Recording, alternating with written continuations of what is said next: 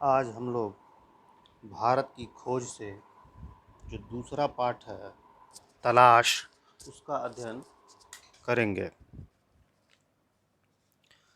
तो यहाँ नेहरू जी भारत के अतीत की झांकी को देखने का प्रयास कर रहे हैं। मैं पाठ को पढ़ रहा हूँ। इसके बाद जो शब्द समझ में नहीं आएगा मैं उसको बताने का प्रयास करूँगा।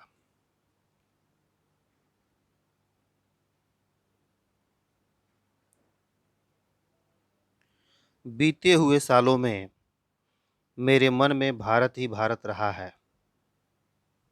इस बीच मैं बराबर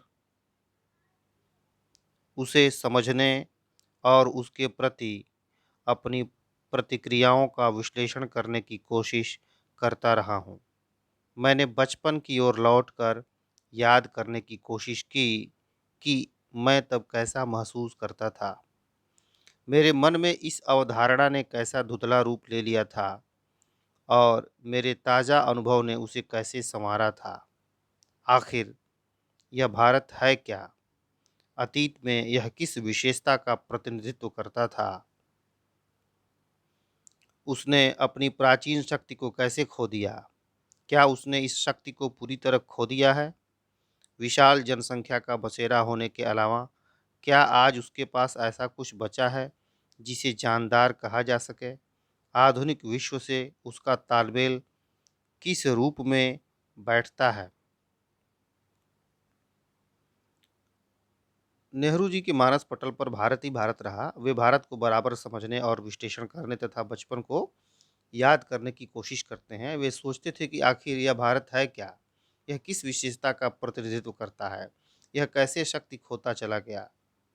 है ना? जनसंख्या का विशाल समूह होने के बावजूद इसके पास कुछ जानदार कहने लायक है या नहीं? यह विश्व से अपना तालमेल किस प्रकार बैठाता है? इन सब बातों पर विचार करके वे भारत की मजबूती तथा एकजुटता का कारण जानना चाहते थे। कहते हैं कि भारत मेरे खून में रचा बसा था। इसके बावजूद मैंने उसे एक बाहरी आलोचक की नज़र से देखना शुरू किया। ऐसा आलोचक जो वर्तमान के साथ साथ अतीत के बहुत से अवशेषों को, जिन्हें उसने देखा था, नापसंद करता था। एक हद तक मैं उस तक पश्चिम के रास्ते से होकर पहुंचा था। मैंने उसे उसी भाव से देखा जैसे संभवतः किसी पश्चिमी मित्र ने देखा होता। मेरे भीतर शंकाएं सिर उठा रही थीं। क्या मैंने भारत को जान लिया था? मैं जो उसके अतीत की विरासत के बड़े हिस्से को खारिज करने का साहस कर रहा था। लेकिन अगर भारत के पास वह कुछ नहीं होता जो बहुत जीवंत और टिकाऊ रहा है, वह बहुत कुछ सार्थक है, तो भारत का वजूद उस रूप में नहीं होता जैसा आज है, और वह हजारों वर्ष तक अपने सभ्य अस्तित्व की पहचान इस रूप में कदापि बनाए नहीं रख सकता था। वह विशेष तत्व आखिर क्या था?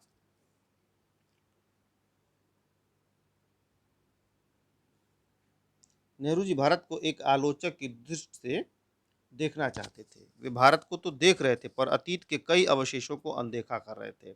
इससे वे मन ही मन शंकित हो रहे थे कि क्या उन्होंने भारत को देख लिया है। वे भारत के अतीत की विरासत के बड़े हिस्से को खारिज करने का साहस कर रहे थे जो बहुत ही सार्थक और टिकाऊ रहा है। परंतु अगर ऐसा होता तो भारत हजारों वर्षों तक अपने सभ्य अस्तित्व की पहचान बनाए नहीं रख सकता था।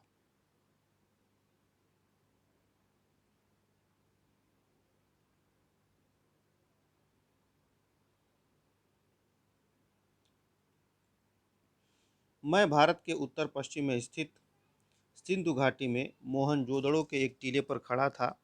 मेरे चारों तरफ उस प्राचीन नगर के घर और गलियां बिखरी थीं, जिसका समय 5,000 वर्ष पहले बताया जाता है। साथ ही यह भी कहा जाता है कि वहाँ एक प्राचीन और पूर्णतः विकसित सभ्यता थी। इनके स्थायी रूप से टिके रहने का कारण है इसका ठेठ भारतीयपन, और यही आधुनिक भारतीय सभ्यता का आधार है। यह विचार आश्चर्यचकित कर देता है कि कोई संस्कृति या सभ्यता इस प्रकार 5-6 हजार वर्ष या उससे भी कुछ अधिक समय तक निरंतर बनी रहे, वह भी बराबर परिवर्तनशील और विकासमान रहकर फारस, मिस्र, ग्रीस, चीन, अरब, मध्य एशिया और भूमध्य सागर के लोगों से उसका बराबर निकट संपर्क रहा।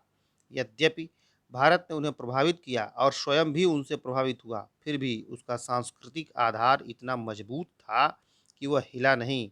इस मजबूती का रहस्य क्या है? मैंने भारत का इतिहास और उसके विशाल प्राचीन साहित्य के कुछ अंशों को पढ़ा। मुझ पर विचारों की तेजस्विता, भाषा की स्पष्टता और उसके पीछे सक्रिय मस्तिष्क की समृद्धि ने गहरा प्रभाव डाला। मैंने उन पराक्रमी यात्रियों के साथ भारत की यात्रा की जो सुदूर अतीत में यहाँ चीन तथा पश्चिमी और मध्य एशिया से आए थे और अपनी यात्राओं की दास्तान दास्तान मतलब उसकी कहानी को छोड़ गए थे। सुदूर का मतलब होता है बहुत दूर से। मैं पूर्वी एशिया, अंगकोर, बोरोबुदूर और बहुत सी जगहों में भारत की उपलब्धियों के बारे में सोचने लगा। मैं उस हिमालय पर घूमता रहा जिसका पुराने मिथकों और दंत कथाओं के साथ निकट संबंध है। दंत कथा कहते हैं और मिथक उसको कहते हैं मनगढ़ंत कथाओं को, जो बहुत दिनों से सुनी सुनाई जाती रही हैं। ऐसे कथाओं को हम दंत कथा कहते हैं या मिथक कहते हैं। और जिसने हमारे विचारों और साहित्य को बहुत दूर तक प्रभावित किया है। पहाड़ों के प्रति मेरे प्रेम ने और कश्मीर के साथ मेरे खून के रिश्ते ने मुझे उनकी ओर विशेष रूप से आकर्षित किया। इस महान पर्वत से निकलकर भारत के मैदानों में बहने वाली भारत की विशाल नदियों ने मुझे आकर्षित किया और इतिहास के अनगिनत पहलुओं की याद ताज़ा की। इंडस या सिंधु जिसके आधार पर हमारे इस देश का नाम पड़ा इंडिया और हिंदुस्तान, और जिसे पार करके हजारों वर्षों से यहाँ जातियाँ और कबीले, काफिले और फौजें आती रही हैं। ब्रह्मपुत्र इतिहास की मुख्य धारा से लगभग कटी हुई पर पुरानी कहानियों में आज भी जीवित उत्तर पूर्वी पहाड़ियों के हृदय में पड़ी गहरी दरारों के बीच से बरबस मार्ग बनाती हुई भारत में प्रवेश करती है और फिर पहाड़ों और जंगल से भरे मैदान के बीच शांत रमणीय धारा के रूप में बहने लगती है। यमुना जिसके चारों ओर नृत्य, उत्सव और नाटक से संबद्ध न जाने कितनी पौराणिक कथाएं एकत्र हैं, इन सबसे बढ़कर है भारत की नदी गंगा, जिसने इतिहास के आरंभ से ही भारत के हृदय पर राज किया है और लाखों की तादाद मतलब संख्या में लोगों को अपने तटों की ओर खींचा है। प्राचीन काल से आधुनिक युग तक गंगा की गाथा भारत की सभ्यता और संस्कृति की कहानी है। तो नेहरू जी भारत के प्राचीन इतिहास तथा साहित्य का अध्ययन उन्होंने किया। उन्होंने चीन, पश्चिमी एवं मध्य एशिया से आए विद्वान यात्रियों द्वारा लिखे साहित्य का भी अध्ययन किया। वे पूर्वी एशिया, अंगकोर, बोरोबुदूर और बहुत सी जगहों में भारत की उपलब्धियों के बारे में सोचने लगे। उन्होंने हिमालय पर्वत को देखा और उससे जुड़ी दंत कथाओं को जाना। इस महान पर्वत से निकलने वाली गंगा, यमुना, सिंधु, ब्रह्मपुत्र जैसी विशाल नदियों ने उन्हें आकर्षित एवं प्रभावित किया। इन नदियों के आसपास इतिहास बिखरा पड़ा है। इनके चारों ओर नृत्य, उत्सव और नाटक से संबंधित न जाने कितनी पौराणिक कथाएं एकत्र पड़ी हैं। इनमें गंगा नदी विशेष महत्व रखती है, जिसने इतिहास के आरंभ से ही भारत के हृदय पर राज किया है और लाखों लोगों को अपने तट की ओर खींचा है। गंगा की गाथा में भारत की सभ्यता और संस्कृति की कहानी छिपी है।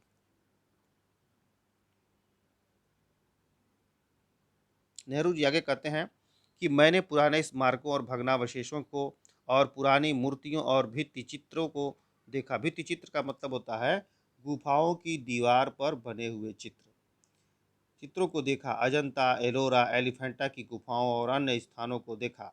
मैंने आगरा और दिल्ली में कुछ समय बाद बड़ी खूबसूरत इमारतों को भी देखा, जहाँ का प्रत्येक पत्थर भारत के अतीत की कहानी कह रहा था। मैं अपने शहर इलाहाबाद में या फिर हरिद्वार में महान स्नान पर्व कुंभ के मेले में जाता हूँ और देखता हूँ कि वहाँ अब भी सैकड़ों और हजारों की तादाद में लोग आते हैं, वैसे ही जैसे हजारों वर्ष से उनके पुरखे गंगा स्नान करने के लिए भारत के सभी कोनों से आते रहे हैं। मुझे 1300 साल पहले चीनी यात्रियों और कुछ दूसरे लोगों द्वारा लिखे इन पर्वों के वर्णनों की याद आ जाती है। गो कि उस समय भी ये मेले पुराने पड़ चुके थे और अनजाने प्राचीन काल में गुम हो गए थे। मुझे हैरत होती थी कि वह कौन-सी प्रबल आस्था थी जो हमारे लोगों को अनगिनत पीढ़ियों से भारत की इस प्रसिद्ध नदी की ओर खींचती रही है। तो नेहरू जी ने भारत के अतीत की कहानी को समृद्ध करने वाली अजंता, एलोरा और एलिफेंटा की गुफाओं और अन्य स्थानों को देखा। उन्होंने आगरा और दिल्ली की खूबसूरत इमारतों को देखा, जिनका प्रत्येक पत्थर भारत के समृद्ध अतीत की कहानी बता रहा था। इसके बाद उन्होंने अपने पैतृक शहर, मतलब जहाँ उनके माता-पिता जी लोग रहते थे, इलाहाबाद और हरिद्वार में आयोजित कुंभ के मेले को देखा, जिसमें हजारों की संख्या में लोग आते हैं और उन्हें 1300 साल पहले चीनी यात्रियों तथा अन्य लोगों द्वारा इन पर्वों की महिमा के बारे में लिखे लेख याद आ जाते हैं। उनमें से कुछ मेले आज गुम हो गए हैं। वे हैरान होते हैं कि ऐसी कौन-सी प्रबल आस्था है, जो लोगों को अनगिनत पीढ़ियों से भारत की इस प्रसिद्ध नदी की ओर खींचती रही है। मेरे अध्ययन की पृष्ठभूमि के साथ इन यात्राओं और दौरों ने मिलकर मुझे अतीत में देखने की अंतर्दृष्टि दी। मेरे मन में भारत की जो तस्वीर थी, उसमें धीरे-धीरे सच्चाई का बोध घर करने लगा। मेरे पूर्वजों की भूमि में ऐसे जीते जागते लोग आबाद होते गए, मतलब बसते गए, जो हँसते रोते थे, प्यार करते थे और पीड़ा भोगते थे। इन्हीं में से ऐसे लोग भी थे जिन्हें ज़िंदगी की जानकारी और समझ थी। इन अतीत के सैकड़ों सजीव चित्र इस अतीत के सैकड़ों सजीव चित्र मेरे मन में भरे थे। जब भी किसी जगह जाता था, उस विशेष स्थान से संबद्ध चित्र तत्काल मेरे सामने आ खड़ा होता था। बनारस के पास सारनाथ में मैंने बुद्ध को उनका पहला उपदेश देते हुए लगभग साफ देखा। 2500 वर्ष का फासला तय करके उनके कुछ अभिलिखित शब्द जैसे दूर से आती प्रतिध्वनि की तरह मुझे सुनाई पड़े। अशोक के पाषाण स्तंभ जैसे अपने शिलालेखों के माध्यम से मुझे एक ऐसे आदमी के बारे में बताते थे, जो खुद एक सम्राट होकर भी किसी अन्य राजा और सम्राट से महान था। फतेहपुर सीकरी में अपने साम्राज्य को भुलाकर बैठा अकबर विभिन्न मतों के विद्वानों से संवाद और वाद विवाद कर रहा था। वह जिज्ञासु भाव से मनुष्य की शाश्वत समस्याओं का हल तलाश कर रहा था। इस तरह भारत के इतिहास की लंबी झांकी अपने उतार चढ़ावों और विजय पराजयों के साथ धीरे धीरे मेरे सामने खुलती जा रही थी। मुझे इतिहास के 5000 वर्षों से चली आ रही इस सांस्कृतिक परंपरा की निरंतरता में कुछ विलक्षणता प्रतीत होती है। यह परंपरा जो दूर दूर तक जनता में फैली थी और जिसने उस पर गहरा प्रभाव डाला था। तो अपने अध्ययन और यात्राओं से उन्हें यह पता चला कि भारत के अतीत में वह हर बात विद्यमान है जो वर्तमान में भी शिक्षा देती हुई प्रतीत होती है। उन्हें यह ज्ञात हो गया कि उनके पूर्वजों की भूमि में लोग हंसते रोते जीते जागते प्यार करते तथा पीड़ा भोगते आबाद हो गए थे, यानी बस गए थे। उन्हें जिंदगी की जानकारी और समझ थी। वे जब भी कहीं जाते तो उस स्थान से संबंधित चित्र उनकी आंखों में घूम जाता था। बनारस के पास सारनाथ में महात्मा बुद्ध द्वारा दिया गया उपदेश उन्हें ऐसा लगता था जैसे बुद्ध अपना पहला उपदेश अभी दे रहे हों। 2500 वर्ष से अधिक समय बीतने पर भी उन्हें उनकी प्रतिध्वनि सुनाई देती है। अशोक के पाषाण स्तंभ, पाषाण कहते हैं पत्थर को, पाषाण स्तंभों के शिलालेखों पर एक ऐसे आदमी की कहानी थी जो सम्राट होकर भी अन्य सम्राटों तथा राजाओं से अलग था। इसी तरह फतेहपुर सीकरी में सम्राट अकबर अपना साम्राज्य भूलकर सभी धर्मों में समानता को विद्वानों तथा मतावलंबियों के माध्यम से ढूंढने का प्रयास कर रहा था, जिससे वह मनुष्य की शाश्वत समस्याओं का हल खोज सके। इस प्रकार उन्हें इतिहास की लंबी झांकी स्पष्ट दिखाई पड़ रही थी, जिसमें जय पराजय उतार चढ़ाव सब कुछ था। इसमें 4-5 हजार वर्षों की संस्कृति की निरंतरता तथा विलक्षणता थी, जो वर्तमान में जनता पर गहरा प्रभाव डाल रही थी। आइए इस पाठ का अगला हिस्सा पढ़ते हैं, भारत की शक्ति और सीमा। भारत की शक्ति के स्रोतों और उसके पतन और नाश के कारणों की खोज लंबी और उलझी हुई है, पर उसके पतन के हाल के कारण पर्याप्त स्पष्ट हैं। भारत तकनीक की दौड़ में पिछड़ गया और यूरोप जो तमाम बातों में एक ज़माने में पिछड़ा हुआ था, तकनीकी प्रगति के मामले में आगे निकल गया। इस तकनीकी विकास के पीछे विज्ञान की चेतना थी तथा हौसलामंद जीवनी शक्ति और मानसिकता थी। नई तकनीकों ने पश्चिमी यूरोप के देशों को सैनिक बल दिया और उनके लिए अपना विस्तार करके पूरब पर अधिकार करना आसान हो गया। यह केवल भारत ही नहीं, लगभग सारे एशिया की कहानी है। ऐसा क्यों हुआ, इस गुत्थी को सुलझाना ज़्यादा मुश्किल है, क्योंकि पुराने समय में तो भारत में मानसिक सजगता और तकनीकी कौशल की कमी थी कमी थी नहीं, किंतु बाद की सदियों में उत्तरोत्तर गिरावट का आभास होने लगता है। जीवन की लालसा और उद्यम में कमी आ जाती है। क्षीण होती रचनात्मक प्रवृत्ति की जगह अनुकरण की प्रवृत्ति ले लेती है। जहाँ कामयाबी के साथ विद्रोही विचार पद्धति ने प्रकृति और ब्रह्मांड के रहस्यों को भेदने का प्रयास किया था, वहाँ शब्दाडंबर से लैस भाष्यकार उसकी जगह लेता दिखाई देने लगता है। भव्य कला और मूर्ति निर्माण का स्थान जटिल पच्चीकारी वाली सावधानी से की गई नक्काशी लेने लगी। प्रभावी किंतु सरल, सजीव और समृद्ध भाषा की जगह अत्यंत अलंकृत और जटिल साहित्य शैली ने ले ली।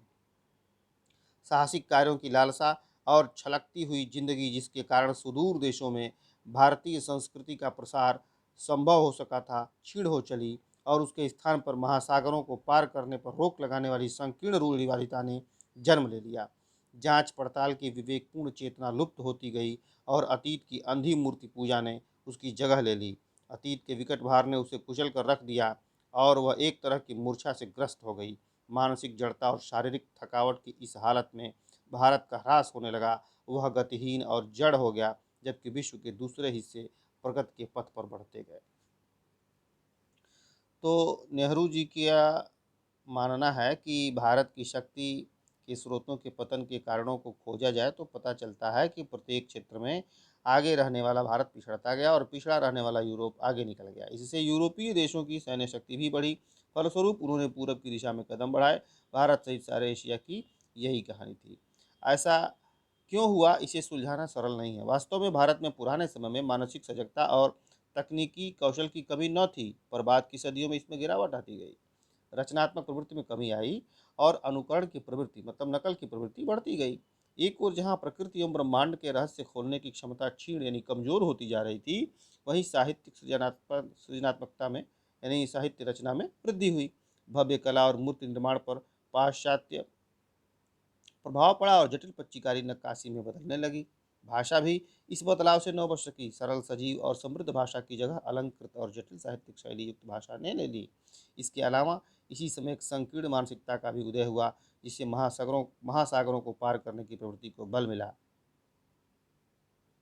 लोगों में मानसिक जड़ता और शारीरिक थकावट के कारण भारत का ह्रास होने लगा। भारत गतिहीनता और जड़ता की ओर बढ़ रहा था, जबकि अन्य देश प्रगति की ओर उन्मुख हो रहे थे। किंतु यह स्थिति का पूरा और पूर्णतः सही सर्वेक्षण नहीं है। यदि केवल जड़ता और गतिहीनता का एक रस और लंबा दौर रहा होता तो उसका नाता अतीत से पूरी तरह टूट जाता। एक युग का अंत और उसके ध्वंसावशेषों पर किसी नई चीज का निर्माण होता। इस तरह का क्रम भंग नहीं हुआ और भारत में भी निरंतरता बनी रही। इसके अलावा समय समय पर पुनर्जागरण के दौर आते रहे, नए को समझने और उसके अनुकूल बनाकर कम से कम पुराने के उस अंश के साथ जिसको रक्षा करने लायक समझा गया उसका सामंजस्य करने के प्रयास साफ दिखाई पड़ते हैं। अक्सर पुराने का केवल बाहरी ढांचा प्रतीक के रूप में बचा रहा और उसकी अंतर्वस्तु बदल गई। ऐसी लालसा जो लोगों को उस लक्ष्य की ओर खींचती है जो पूरी तरह सिद्ध नहीं किया जा सका हो, और साथ ही प्राचीन और नवीन के बीच सामंजस्य स्थापित करने की इच्छा बराबर बनी रहती है। इसी लालसा ने उसे गति दी और उन्हें पुराने को बनाए रखने के साथ साथ नए विचारों को आत्मसात करने की सामर्थ्य दी। तो नेहरू जी का मानना था कि यह स्थिति का पूरा और सही सर्वेक्षण नहीं है। इस जड़ता और गतिहीनता का अगर लंबा समय रहा होता तो इसका संबंध अतीत और वर्तमान से टूट गया होता। पुराने युग की समाप्ति तथा नए युग का उदय होता, पर यह क्रम भंग नहीं हुआ। यह निरंतरता भारत में भी बनी रही। इससे नए लक्ष्यों का निर्धारण भले न हो सका हो, पर प्राचीन और नवीन के बीच तालमेल बैठाने का प्रयास चलता रहा। इसी लालसा से देश को गति मिली तथा पुराने विचारों को सहेज कर रखने तथा नए विचारों को अपनाने की शक्ति मिली। अब हम चलते हैं पाठ के अगले हिस्से की तरफ, जिसका नाम है भारत की तलाश। पुस्तकों, प्राचीन स्मारकों और विगत सांस्कृतिक उपलब्धियों ने मुझ में एक हद तक भारत की समझ तो पैदा की, लेकिन मुझे उससे संतोष नहीं हुआ। न ही मुझे वह उत्तर मिला जिसकी मैं तलाश कर रहा था। वर्तमान मेरे लिए और मुझ जैसे बहुत से और लोगों के लिए मध्ययुगीनता, भयंकर गरीबी एवं दुर्गति और मध्य वर्ग की कुछ-कुछ सतही आधुनिकता का विचित्र मिश्रण है। मैं अपने वर्ग और अपनी किस्म के लोगों का प्रशंसक नहीं था, फिर भी भारतीय संघर्ष के नेतृत्व के लिए मैं निश्चित रूप से मध्य वर्ग की ओर देखता था। वह मध्य वर्ग स्वयं को बंदी और सीमाओं में जकड़ा हुआ महसूस करता था और खुद तरक्की और विकास करना चाहता था। अंग्रेजी शासन के ढांचे के भीतर ऐसा न कर पाने के कारण उसके भीतर विद्रोह की चेतना पनपी, लेकिन यह चेतना उस ढांचे के खिलाफ नहीं जाती थी जिसने हमें रौंद दिया था। ये उस ढांचे को बनाए रखना चाहते थे और अंग्रेज़ों को हटाकर उसका संचालन करना चाहते थे। ये मध्य वर्ग के लोग इस हद तक इस ढांचे की पैदाइश थे कि उसे चुनौती देना या उसे उखाड़ फेंकने का प्रयास करना उनके बस की बात नहीं थी। तो नेहरू जी जानते थे कि भारत का अतीत जानने के लिए पुस्तकों का अध्ययन, प्राचीन स्मारकों तथा भवनों के दर्शन, सांस्कृतिक उपलब्धियों का अध्ययन और भारत के विभिन्न भागों की पदयात्राएं पर्याप्त होंगी। पर इन सब से उन्हें वह संतोष न हासिल हो सका जिसकी उन्हें तलाश थी। हाँ, इन सब से उनमें भारत की समझ जरूर पैदा हुई। उन्होंने देखा कि इस समय का भारत भयंकर गरीबी एवं दुर्गति और मध्य वर्ग की कुछ कुछ सतही आधुनिकता का विचित्र मिश्रण है। यह सब कुछ बेचैन करने वाला था। नेहरू जी उच्च वर्ग के प्रशंसक न होकर भी अंग्रेजों से संघर्ष के लिए मध्य वर्ग की ओर देखते थे। मध्य वर्ग उस समय बुरे हालात से गुजर रहा था। वह तरक्की एवं विकास करना चाहता था, पर ऐसा न कर पाने के कारण वो अंग्रेजों के प्रति आक्रोशित हो रहा था। वो अंग्रेजों की कई नीतियों को सही मानता था। वो अंग्रेजों को देश से बाहर करके स्वयं शासन चलाना चाहते थे। असल में मध्य वर्ग इसी ढांचे की पैदाइश था जो उस ढांचे को उखाड़ फेंकने में स्वयं को सक्षम नहीं समझता था। नई ताकतों ने सिर उठाया और वे हमें ग्रामीण जनता की ओर ले गईं। पहली बार एक नया और दूसरे ढंग का भारत उन युवा बुद्धिजीवियों के सामने आया जो इसके अस्तित्व को लगभग भूल ही गए थे या उसे बहुत कम अहमियत देते थे। यह दृश्य बेचैन कर देने वाला था, इसलिए कि उसने हमारे कुछ मूल्यों और निष्कर्षों में संदेह उत्पन्न कर दिया था। तब हमने भारत के वास्तविक रूप की तलाश शुरू की और इससे हमारे भीतर इसकी समझ और द्वंद्व दोनों ही पैदा हुए। कुछ लोग इस ग्रामीण समुदाय से पहले से परिचित थे, इसलिए उन्हें कोई नया उत्तेजक अनुभव नहीं हुआ, पर मेरे लिए यह सही अर्थों में नई तलाश के लिए यात्रा थी। गोया कि मुझे बराबर अपने लोगों की असफलताओं और कमजोरियों का दर्द भरा एहसास रहता था, पर भारत की ग्रामीण जनता में कुछ ऐसा था जिसे परिभाषित करना कठिन है, पर उसने मुझे बराबर आकर्षित किया। उनमें कुछ ऐसी बात थी जो मध्य वर्ग में अनुपस्थित थी। मैं आम जनता की अवधारणा को काल्पनिक नहीं बनाना चाहता। मेरे लिए भारत के लोगों का अपनी सारी विविधता के साथ वास्तविक अस्तित्व है। उनकी विशाल जनसंख्या के बावजूद मैं उनके बारे में अनिश्चित समुदायों के नहीं व्यक्तियों के रूप में सोचने की कोशिश करता हूँ। चूँकि मैंने उनसे बहुत अपेक्षाएँ नहीं रखीं, शायद इसीलिए मुझे निराशा भी नहीं हुई। मैंने जितनी उम्मीद की थी, उससे कहीं अधिक पाया। मुझे सूझा कि इसका कारण और इसके साथ ही उनमें जो एक प्रकार की दृढ़ता और अंतःशक्ति है, उसका कारण भारत की प्राचीन सांस्कृतिक परंपरा है, जिसे उन्होंने कुछ अंशों में अब भी बचाए रखा है। पिछले 200 वर्षों में उन्होंने जो अत्याचार झेला है, बहुत कुछ तो इसी के कारण समाप्त हो गया। फिर भी कुछ तो ऐसा बच रहा है जो सार्थक है और उसके साथ बहुत कुछ ऐसा है जो निरर्थक और अनिष्टकर है। तो नेहरू जी बताते हैं कि इसी बीच नई ताकतों के उदय ने युवा बुद्धिजीवियों को उन गाँवों की याद दिलाई जिसका अस्तित्व वे भूल चुके थे। भारत के गाँव की ऐसी तस्वीर उन बुद्धिजीवियों के सामने आई जिसके वास्तविक अस्तित्व को पूरी तरह भूल गए थे। भारत तथा गाँव की ऐसी दशा देखकर नेहरू जी बेचैन हो गए। तब उन्होंने अपने वास्तविक रूप को तलाशना शुरू किया। यह उनके लिए सही अर्थों में नई यात्रा थी। उन्हें लगातार अपने लोगों की असफलताओं और कमजोरियों का दर्दयुक्त एहसास था, पर ग्रामीण जनता में कुछ ऐसी बात थी जो मध्य वर्ग में नहीं थी। मध्य वर्ग केवल उत्तेजना से भरा था। नेहरू जी के लिए भारत के लोगों का अपनी सारी विविधता के साथ वास्तविक अस्तित्व है। उनकी विशाल जनसंख्या होने के बावजूद भी उन्होंने उनसे बहुत कुछ अधिक आशा नहीं रखी, इसलिए वे निराश भी नहीं हुए। उन्होंने देखा कि भारतीय संस्कृति के कारण उनमें एक प्रकार की दृढ़ता और अंतःशक्ति है। वे लगभग 200 वर्षों तक अंग्रेजों का अत्याचार झेल रहे हैं, बहुत कुछ तो इस कारण समाप्त हो गया, पर उन्होंने बहुत कुछ सार्थक बचा रखा है, जो प्राचीन भारतीय सांस्कृतिक परंपरा का अंश बना हुआ है, पर उसमें कुछ निरर्थक तथा अनिष्टकारी तत्व भी हैं। आइए पाठ के अगले हिस्से की तरफ चलते हैं, जिसका शीर्षक है भारत माता। अक्सर जब मैं एक के बाद एक सभा में जाता तो श्रोताओं से मैं अपने इस देश की चर्चा करता, हिंदुस्तान की और साथ ही भारत की, जो जाति के संस्थापक भरत के नाम पर आधारित इसका प्राचीन संस्कृत नाम है। मैंने शहरों में ऐसा कम किया क्योंकि वहाँ के श्रोता अपेक्षाकृत आधुनिक थे और वे अधिक दमदार भाषा की अपेक्षा करते थे। पर सीमित नज़रिए वाले किसानों को मैंने इस महान देश की बाबत बताया, जिसकी मुक्ति के लिए हम संघर्ष कर रहे हैं, कि कैसे इसका हर हिस्सा दूसरे से भिन्न होते हुए भी भारत है। मैंने उन्हें उत्तर से दक्षिण और पूरब से पश्चिम तक किसानों की सामान्य समस्याओं की जानकारी दी और उस स्वराज की भी जो कुछ विशेष लोगों के लिए नहीं, सबके लिए, भारत के हर हिस्से के लिए एक सा होगा। मैंने उन्हें सुदूर उत्तर पश्चिम में खैबर पास से खैबर पख्तूनवा जो पास है रास्ता है, वहाँ से कन्याकुमारी या केप कोमरिन तक अपनी यात्रा के बारे में बताया। मैंने बताया कि कैसे हर जगह मुझसे किसानों ने एक जैसे सवाल पूछे, क्योंकि उनकी समस्याएं समान थीं। गरीबी, कर्ज, निहित स्वार्थ, जमींदार, महाजन, भारी लगान और कर, पुलिस के अत्याचार, और ये सब उस ढांचे में लिपटे हुए थे जिसे हमारे ऊपर विदेशी हुकूमत ने आरोपित किया था। साथ ही यह भी कि राहत भी सबके लिए आनी चाहिए। मैंने इस बात की कोशिश की कि वे भारत को अखंड मानकर उसके बारे में सोचें, साथ ही थोड़ा बहुत उस विराट विश्व के बारे में भी सोचें जिसके हम एक हिस्से हैं। तो नेहरू जी जब भी सभा में जाते थे तो वे अपने श्रोताओं से हिंदुस्तान के सम्राट भरत की चर्चा अवश्य करते थे, जिनके नाम पर इस देश का नाम भारत पड़ा। वे देश के किसानों के समक्ष इस महान देश की चर्चा करते, जिसके लिए वे संघर्ष कर रहे थे।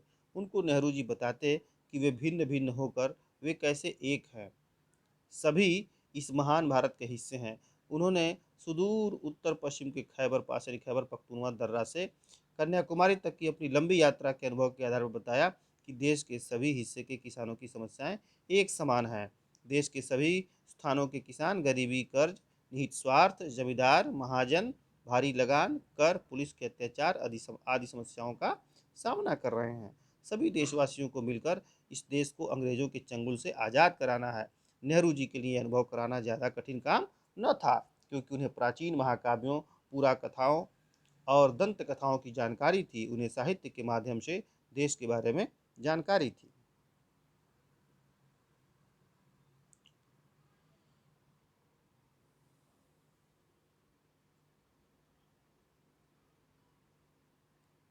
तो नेहरू जी कहते हैं कि यह काम बहुत आसान नहीं था, पर उतना मुश्किल भी नहीं था जैसा मैंने सोचा था। हमारे प्राचीन महाकाव्यों, पुरा कथाओं और दंत कथाओं की उन्हें पूरी जानकारी थी, अभी मैंने आपको बताया ही। और साथ ही उन्होंने भारत की चारों कोनों में स्थित धार्मिक स्थलों की यात्रा भी की थी। कहते हैं कि कभी-कभी जैसे ही मैं किसी सभा में पहुंचता था, मेरे स्वागत में अनेक कंठों का स्वर गूंज उठता था, भारत माता की जय। मैं उनसे अचानक प्रश्न कर देता कि इस पुकार से उनका क्या आशय है। मेरा प्रश्न उन्हें मनोरंजक लगता और चकित करता। उनकी ठीक-ठीक समझ में नहीं आता कि वे मुझे क्या जवाब दें, और तब वे एक दूसरे की ओर और फिर मेरी ओर ताकने लगते। मैं बार-बार सवाल करता जाता। आखिर एक हट्ठा-कट्ठा जाट, जिसका न जाने कितनी पीढ़ियों से मिट्टी से अटूट नाता है, जवाब में कहता है कि यह भारत माता हमारी धरती है, भारत की प्यारी मिट्टी। मैं फिर सवाल करता, कौन सी मिट्टी? उनके अपने गांव के टुकड़े की, या जिले और राज्य के तमाम टुकड़ों की, या फिर पूरे भारत की मिट्टी? प्रश्नोत्तर का यह सिलसिला तब तक चलता रहता जब तक वे प्रयत्न करते रहते, और आखिर में कहते कि भारत वह सब कुछ तो है ही जो उन्होंने सोच रखा है, उसके अलावा भी बहुत कुछ है। भारत के पहाड़ और नदियाँ, जंगल और फैले हुए खेत, जो हमारे लिए खाना मुहैया करते हैं, सब हमें प्रिय हैं। लेकिन जिस चीज़ का सबसे अधिक महत्व है वह है भारत माता, भारत की जनता। उनके चारों ओर मेरे जैसे तमाम लोग, वे सब लोग जो इस विशाल धरती पर चारों ओर फैले हैं, भारत माता मूल रूप से यही लाखों लोग हैं और उनकी जय का अर्थ है इसी जनता जनार्दन की जय। मैंने उनसे कहा कि तुम भारत माता के हिस्से हो, एक तरह से तुम खुद ही भारत माता हो। जैसे-जैसे यह विचार धीरे-धीरे उनके दिमाग में बैठता जाता, उनकी आँखें चमकने लगतीं, मानो उन्होंने कोई महान खोज कर ली हो। तो नेहरू जी जैसे ही किसी सभा में पहुँचते तो उनके स्वागत में लोग भारत माता की जय के नारे लगाने लगते। पूरा स्वर गूंज उठता। वे उन्हीं से पूछ बैठते, यानी नेहरू जी पूछ बैठते कि भारत माता की जय से उनका क्या आशय है, क्या मतलब है? तो वे स्वयं चकित होकर एक दूसरे को देखते और सोचते कि क्या जवाब दें। फिर वे नेहरू जी की ओर देखते। अंत में वे श्रोताओं को बताते कि भारत वह सब कुछ है जो उन्होंने सोच रखा है। भारत इसके अलावा भी बहुत कुछ है। भारत के पहाड़ और नदियाँ, जंगल और फैले हुए खेत सब उन्हें प्रिय हैं, पर भारत की जनता उन्हें सर्वाधिक प्रिय है। इस विशाल धरती पर फैले लोग ही मूल रूप से भारत माता हैं तथा भारत माता की जय का अर्थ है जनता जनार्दन की जय। इस प्रकार स्वयं को तथा प्रत्येक भारतवासी को भारत का हिस्सा समझकर उनकी आंखें चमकने लगती। उन्हें लगता कि मानो उन्होंने भारत की खोज कर ली हो। पाठ का अगला हिस्सा है भारत की विविधता और एकता। भारत की विविधता अद्भुत है, प्रकट है। वह सतह पर दिखाई पड़ती है और कोई भी उसे देख सकता है। इसका ताल्लुक शारीरिक रूप से भी है और मानसिक आदतों और विशेषताओं से भी। भारत बाहर से देखने पर उत्तर पश्चिमी इलाके के पठान और सुदूर दक्षिण के वासी तमिल में बहुत कम समानता है। उनकी नस्लें भिन्न है, हालांकि उनके भीतर कुछ समान सूत्र हो सकते हैं। वे चेहरे और शरीर गठन में, खाने और पहनावे में और भाषा में एक दूसरे से भिन्न होते हैं। उत्तर पश्चिमी सीमांत प्रदेश में मध्य एशिया की गमक तो है ही, वहाँ के बहुत से रीति रिवाज जैसे कश्मीर के भी हिमालय के उस पार के देशों की याद दिलाते हैं। पठानों के लोक प्रचलित नृत्य रूसी कोजक नृत्य शैली से मिलते हैं। इन तमाम भिन्नताओं के बावजूद पठान पर भारत की छाप वैसी ही स्पष्ट है जैसी तमिल पर। इस पे कोई अचरज नहीं, क्योंकि सीमा के ये प्रदेश और साथ ही अफगानिस्तान भी भारत के साथ हजारों वर्ष से जुड़े रहे हैं। ये पुराने तुर्क और दूसरी जातियां जो अफगानिस्तान और मध्य एशिया में बसी थीं, इस्लाम के आने से पहले बौद्ध थीं और उससे भी पहले वैदिक काल में हिंदू थीं। सीमांत क्षेत्र प्राचीन भारतीय संस्कृति के प्रमुख केंद्रों में था। अब भी स्मारकों और मठों के ढेरों ध्वस्त अवशेष उसमें बिखरे हैं। विशेष रूप से तक्षशिला के महान विश्वविद्यालय के जो 2000 वर्ष पहले अपनी प्रसिद्धि की चरम सीमा पर था। सारे भारत के साथ ही एशिया के विभिन्न भागों से विद्यार्थी यहाँ खींचे आते थे।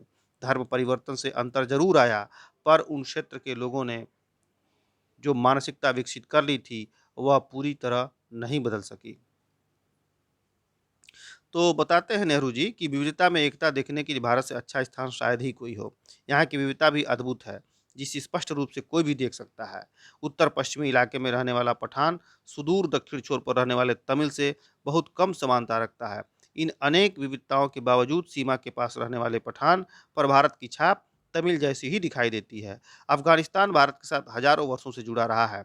यहाँ के पुराने तुर्क और दूसरी जातियाँ जो मध्य एशिया में बसी थीं, इस्लाम के आने के पूर्व बौद्ध थीं और उससे भी पहले वैदिक काल में हिंदू थी। यह क्षेत्र प्राचीन भारतीय संस्कृति के केंद्र में था। आज भी स्मारकों और मठों के अवशेषों में तक्षशिला के अवशेष मिल जाते हैं।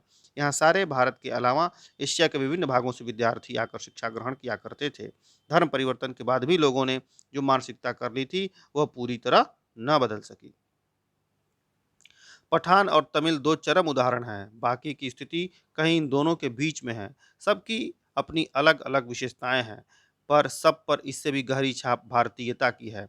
यह जानकारी बेहद हैरत में डालने वाली है कि बंगाली, मराठी, गुजराती, तमिल, आंध्र, उड़िया, असमी, कन्नड़, मलयाली, सिंधी, पंजाबी, पठान, कश्मीरी, राजपूत और हिंदुस्तानी भाषा भाषी जनता से बसा हुआ विशाल मध्य भाग कैसे सैकड़ों वर्षों से अपनी अपनी अलग पहचान बनाए रहा। इसके बावजूद इन सब के गुण दोष कमोबेश एक से हैं। इसकी जानकारी पुरानी परंपरा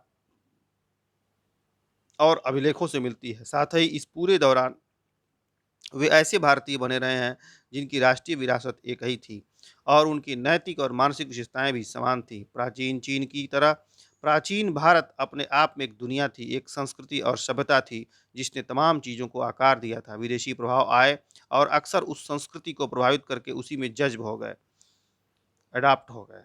जब भी विघटनकारी तत्व उभरे, तत्काल उन्होंने सामंजस्य खोजने के प्रयास को बढ़ावा दिया। सभ्यता के आरंभ से ही भारतीय मानस में एकता के स्वप्न ने अपनी जगह बनाए रखी। इस एकता की कल्पना कभी किसी बाहर से आरोपित वस्तु या बाहरी तत्वों के इस विश्वास के मानकीकरण के रूप में नहीं की गई। इसके अंतर्गत विश्वासों और रीति रिवाजों के प्रति अपार सहिष्णुता का पालन किया गया और साथ ही हर तरह की विविधता को मान्यता ही नहीं, प्रोत्साहन भी दिया गया।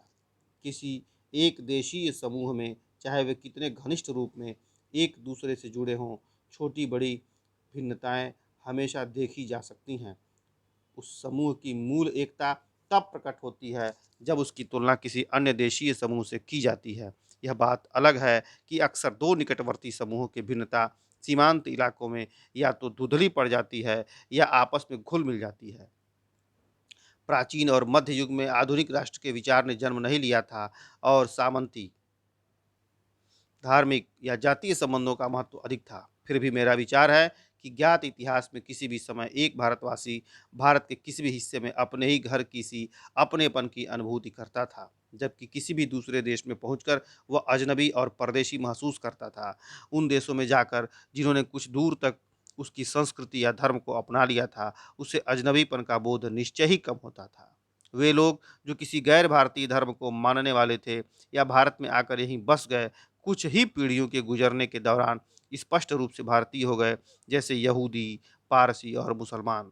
जिन भारतीयों ने इन धर्मों को स्वीकार कर लिया, वे भी धर्म परिवर्तन के बावजूद भारतीय बने रहे। आज जब राष्ट्रीयतावाद की अवधारणा कहीं अधिक विकसित हो गई है, विदेशों में भारतीय अनिवार्य रूप से एक राष्ट्रीय समुदाय बनाकर विभिन्न कारणों से एकजुट होकर रहते हैं, भले ही उनमें भीतरी मतभेद हों। एक हिंदुस्तानी ईसाई कहीं भी जाए, उसे हिंदुस्तानी ही माना जाता है। इस प्रकार किसी हिंदुस्तानी मुसलमान को तुर्की, अरब या ईरान किसी भी अन्य देश में जहाँ इस्लाम धर्म का प्रभुत्व हो, हिंदुस्तानी ही समझा जाता है। मेरे ख्याल से हम सबके मन में अपनी मातृभूमि की अलग अलग तस्वीरें हैं और कोई दो आदमी बिल्कुल एक जैसा सोच नहीं सोच सकते। जब मैं भारत के बारे में सोचता हूँ तो मेरे मन में बहुत सी बातें आती हैं। मैं सोचता हूँ दूर दूर तक फैले मैदानों और उन पर बसे अनगिनत छोटे छोटे गाँवों के बारे में, उन कस्बों और शहरों के बारे में जिनकी मैंने यात्रा की। वर्षा ऋतु की उस जादुई बरसात के बारे में जो झुलसी हुई धरती में जीवन का संचार करके उसे सहसा सौंदर्य और हरियाली के झिलमिलाते प्रसार में बदल देती है। विशाल नदियों और उनके बहते जल के बारे में, ठंड की चादर से लिपटे खैबर पास के बारे में, भारत के दक्षिणी सिरे के बारे में, लोगों के बारे में, व्यक्ति और समूह दोनों रूपों में, और सबसे ज़्यादा बर्फ़ की टोपी पहने हिमालय के या बसंत ऋतु में कश्मीर की किसी पहाड़ी घाटी के बारे में जो नवजात फूलों से लदी होती है और जिसके बीच में कल कल खल खल करता झरना बहता है। हम अपनी पसंद की तस्वीर बनाते हैं और उसे सहेज कर रखते हैं। तो नेहरू जी बताते हैं कि अन्य प्रांतवासियों की भी अपनी अलग अलग विशेषताएं हैं, उनमें भारतीयता की गहरी छाप भी विद्यमान है। आश्चर्यजनक बात यह है कि बंगाली, मराठी, गुजराती, तमिल, आंध्र, उड़िया, असमी, कन्नड़, मलयाली, सिंधी, पठान, कश्मीरी, राजपूत और हिंदुस्तानी भाषी जनता से बसा हुआ विशाल मध्य भाग सैकड़ों वर्षों तक अपनी पहचान बनाए रख सका। इसकी जानकारी पुरानी परंपराओं और अभिलेखों से मिलती है। भारत की सभ्यता और संस्कृति ऐसी थी जिसने तमाम चीज़ों को आकार दिया। विदेशी प्रभाव भी भारतीय संस्कृति को प्रभावित न कर सके और उसी में समाहित हो गए, जज्ब हो गए। भारतीय मानस में एकता की भावना सर्वोपरि रही। यहाँ विश्वासों और रीति रिवाजों के प्रति अपार सहिष्णुता का पालन किया गया। नेहरू जी का मानना था कि अब तक के ज्ञात इतिहास में एक भारतवासी भारत के किसी भी भाग में जाकर भी वहां अपने घर किसी अपनेपन की अनुभूति करता है, जबकि अन्य देश में जाकर वह अजनबी तथा परदेशी महसूस करता है। गैर भारतीय धर्म मानने वाले जो भारत में आकर बस गए, वे कई पीढ़ियों के बाद भारतीय होकर रह गए। यहूदी, पारसी, मुसलमानों को देखकर इससे जाना समझा जा सकता है। जिन भारतीयों ने इन धर्मों को स्वीकार कर लिया, वे भी धर्म परिवर्तन के बावजूद भारतीय बने रहे। आज जब राष्ट्रवाद की अवधारणा विकसित हो गई है, विदेशों में भारतीय अधिक एकजुट होकर रहते हैं। आज हिंदुस्तानी ईसाई कहीं भी जाए, वह हिंदुस्तानी ही कहलाएगा। इस प्रकार हिंदुस्तानी मुसलमान को किसी भी देश में हिंदुस्तानी ही कहा जाता है। नेहरू जी सोचते थे कि अपनी मातृभूमि के बारे में हर कोई अपने-अपने ढंग से सोचता है। वे अनगिनत छोटे-छोटे गाँवों, कस्बों, शहरों तथा दूर-दूर तक फैले खेतों के बारे में सोचते थे, जहाँ-जहाँ वे गए थे। वर्षा ऋतु की जादुई बरसात धरती का सौंदर्य बढ़ा देती है। विशाल नदियों में बहता जल, बर्फ में ढके खैबर पास के बारे में, बर्फीले हिमालय के बारे में, नवजात फूलों से भरी पहाड़ी घाटी और उनके बीच से बहता झरना, इनसे जो सुंदर तस्वीर बनती है, उसे नेहरू जी संजोए रखते थे। आइए अगले हिस्से को देखते हैं, जिसका नाम है जन संस्कृति। मैंने वर्तमान समय में भारतीय जनता के गतिशील जीवन नाटक को देखा। ऐसे अवसर पर मैं अक्सर उन सूत्रों को खोज लेता था जिनसे उनका जीवन अतीत में बंधा है, जबकि उनकी आंखें भविष्य पर टिकी रहती थी। हर जगह मुझे एक सांस्कृतिक पृष्ठभूमि मिली जिसका जनता के जीवन पर बहुत गहरा असर था। इस पृष्ठभूमि में लोक प्रचलित दर्शन, परंपरा, इतिहास, मिथक और पुरा कथाओं का मेल था। मैंने पुरा कथाओं के बारे में आपको पहले बताया था, जो पहले से सुनी सुनाई हुई कथाएं चली आ रही हैं और इनमें से किसी को दूसरे से अलग करके देख पाना संभव नहीं था। पूरी तरह अशिक्षित और निरक्षर लोग भी इस पृष्ठभूमि में हिस्सेदार थे। लोक प्रचलित अनुवादों और टीकाओं के माध्यम से भारत के प्राचीन महाकाव्य रामायण और महाभारत और अन्य ग्रंथ भी जनता के बीच दूर दूर तक प्रसिद्ध थे। हर घटना, कथा और उनका नैतिक अर्थ लोकमानस पर अंकित था और उसने उन्हें समृद्ध और संतुष्ट बनाया था। अनपढ़ ग्रामीणों को सैकड़ों पद याद थे और अपनी बातचीत के दौरान वे बराबर या तो उन्हें उद्धृत करते थे या फिर किसी प्राचीन रचना में सुरक्षित किसी ऐसी कहानी का उल्लेख करते थे जिससे कोई नैतिक उपदेश निकलता हो। रोज़मर्रा की ज़िंदगी के मसलों के बारे में सीधी-सादी बातचीत को ये देहाती लोग जब इस तरह का साहित्यिक मोड़ देते थे, तो मुझे अक्सर बहुत आश्चर्य होता था। यदि मेरे मन में लिखित इतिहास और लगभग सुनिश्चित तथ्यों से निर्मित तस्वीरों का भंडार था, तो मैंने महसूस किया कि अनपढ़ किसान के मन में भी उसका अपना तस्वीरों का भंडार है। यह बात अलग है कि उसका स्रोत पूरा कथाएं एवं परंपरा और महाकाव्य के नायक नायिकाएं ही अधिक थीं और इतिहास बहुत कम। इस पर भी वह बहुत स्पष्ट होता था। मैं उनके चेहरे, उनके आकार और उनकी चाल ढाल को ध्यान से देखता। उनके बीच बहुत से संवेदनशील चेहरे, बलिष्ठ देह और सीधे साफ अवयवों वाले पुरुष दिखाई देते। महिलाओं में लावण्य, नम्रता, गरिमा और संतुलन के साथ साथ एक ऐसा चेहरा जो अवसाद से भरा होता था। कभी-कभी किसी देहाती रास्ते या गांव के बीच से गुजरते हुए मेरी नज़र किसी मनोहर पुरुष या सुंदर स्त्री पर पड़ती थी, तो मैं विस्मय विमुग्ध हो जाता था। वे मुझे पुराने भित्ति चित्रों की याद दिला देते थे। मुझे इस बात से हैरत होती कि उन तमाम भयानक कष्टों के बावजूद जिनसे भारत युगों तक गुजरता रहा, आखिर यह सौंदर्य कैसे टिका और बना रहा। इन लोगों को साथ लेकर हम क्या नहीं कर सकते, बशर्ते इनके हालात बेहतर हों और इनके पास कुछ करने के ज़्यादा अवसर हों। चारों ओर गरीबी और उससे पैदा होने वाली अनगिनत विपत्तियां फैली थीं और इसकी छाप हर माथे पर थी। जिंदगी को कुचलकर विकृत और भयंकर रूप दे दिया गया था। इस विकृति से तरह तरह के भ्रष्टाचार पैदा हुए और लगातार अभाव और असुरक्षा की स्थिति बनी रहने लगी। यह सब देखने में सुखद नहीं था, पर भारत की असलियत यही थी। स्थितियों को समर्पित भाव से स्वीकार करने की प्रवृत्ति प्रबल थी, पर साथ ही एक प्रकार की नम्रता और भलमनसाहत थी, जो हजारों वर्ष की सांस्कृतिक विरासत की देन थी, जिसे बड़े से बड़ा दुर्भाग्य भी नहीं मिटा पाया था। तो भारत की तलाश के क्रम में नेहरू जी जब भारतीय जनता के जीवन की गतिशीलता देखते, तो उनका संबंध अतीत से जोड़ते थे, जबकि इन लोगों की नज़रें भविष्य पर टिकी रहती थीं। उन्हें हर जगह ऐसी सांस्कृतिक पृष्ठभूमि मिली जो लोगों को प्रभावित कर रही थी। इस पृष्ठभूमि में लोक दर्शन, परंपरा, इतिहास, प्राचीन कथाएं तथा मिथकों का ऐसा मेल था जिन्हें अलग कर पाना संभव न था। निरक्षर लोग भी इस पृष्ठभूमि के हिस्सेदार थे। इनके बीच रामायण और महाभारत जैसे ग्रंथ अपनी पहुंच बनाए हुए थे। उनकी घटना, कथा आदि का नैतिक अर्थ हर मानस पर अंकित था। अनपढ़ ग्रामीणों को सैकड़ों पद और नैतिक उपदेशों से भरी कहानियां याद थीं। नेहरू जी ने महसूस किया कि यदि उनके मन में लिखित इतिहास और सुनिश्चित तथ्यों से निर्मित तस्वीरों का भंडार है, तो इन किसानों के मन में भी वैसी ही तस्वीर है। उनके मन की ये तस्वीरें किसी साहित्य से कम नहीं हैं। इससे स्पष्ट होता था कि इनमें बौद्धिक विश्लेषण की शक्ति भरी है। अपनी इस यात्रा में नेहरू जी इन किसानों के चेहरे, आकार और चाल ढाल को देखा। उनके चेहरे संवेदनशील, देह बलिष्ठ थे तथा महिलाओं में लावण्य, नम्रता, गरिमा और संतुलन के साथ अवसाद रहता था। किसी देहाती रास्ते पर चलते हुए जब वे मनोहर पुरुष या सुंदर स्त्री को देखते तो आश्चर्यचकित रह जाते थे, क्योंकि इनसे भित्तिचित्रों की याद तरोताज़ा हो जाती थी। वे सोचते थे कि इतने भयानक कष्ट सहने के बाद भी यह सौंदर्य कैसे बना रह सका। उन्हें लगा कि इन लोगों के माध्यम से बहुत कुछ किया जा सकता है, पर इन्हें ऐसा करने का अवसर मिलना चाहिए। नेहरू जी ने देखा कि उस समय भारत की आर्थिक और सामाजिक स्थिति बहुत अच्छी न थी। चारों ओर गरीबी और विपत्तियों का साम्राज्य था। इससे जिंदगी कुरूप बन गई थी। समाज में भ्रष्टाचार तथा असुरक्षा की स्थिति बन गई थी। पर भारत की सच्चाई यही थी। यह सब कुछ होने के बाद भी स्थिति को स्वीकार करने की प्रबल प्रवृत्ति, नम्रता और भलमनसाहत थी, जो हजारों वर्षों की सांस्कृतिक विरासत की देन थी और इसे दुर्भाग्य भी न मिटा पाया था। अर्थात भारतीय संस्कृति के आधारभूत तत्वों में कोई परिवर्तन नहीं हुआ था। तो आशा करते हैं कि आपको ये पाठ समझ में आया होगा, अच्छा लगा होगा। आप इसको ध्यान से सुने और समझने का प्रयास करें। बहुत बहुत धन्यवाद।